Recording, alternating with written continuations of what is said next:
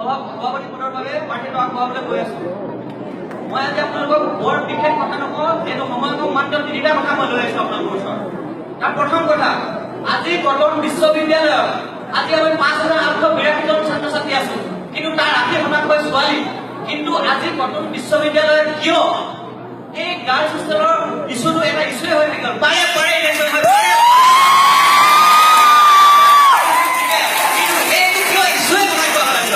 গতিকে মই আপোনালোকক কথা দিছো, এইবাৰ এটা গাৰ্লছ হোষ্টেল থিয় হ'ব কটনৰ বাকৰিত।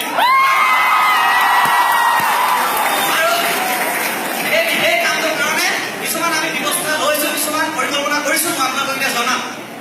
প্ৰথম কথা, আমি বিশ্ববিদ্যালয়ৰ উপাচাৰ্য মহোদয়ক আমি এখন এপ্লিকেশ্যন দিম আৰু তাত যিবিলাক আমাৰ ছাত্ৰ ছাত্ৰী আছে বিভিন্ন ধৰণৰ পিজি, তেওঁলোকক ৰিপ্ৰেজেণ্টেটিভ হিচাপে ৰাখি আমি এখন এপ্লিকেশ্যন দিম। যদি উপাচাৰ্য মহোদয় এই কথাটো কোনো বিচাৰ নকৰে, তেতিয়াহ'লে আমি দুটা পৰিকল্পনা লৈছো। প্ৰথম পৰিকল্পনা, এই পৰিকল্পনাৰ ভিতৰত আছে যে আমি দীঘলী পুখুৰীৰ পাৰত ৩,০০০-৪,০০০ মানুহে বহি এটা মাছ খৰচ কৰিম। আপোনালোকে মোৰ লগত সহযোগ কৰিব লাগিব।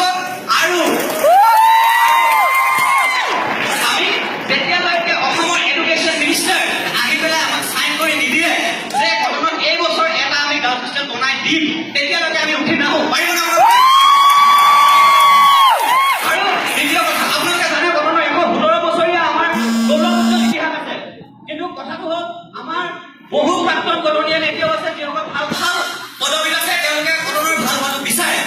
গতিকে আমি ছচিয়েল মিডিয়াৰ যোগেদি এনেকুৱা এটা মেছেজ পঠাব পাৰোঁ তেওঁলোকক যে আমি ছাত্ৰ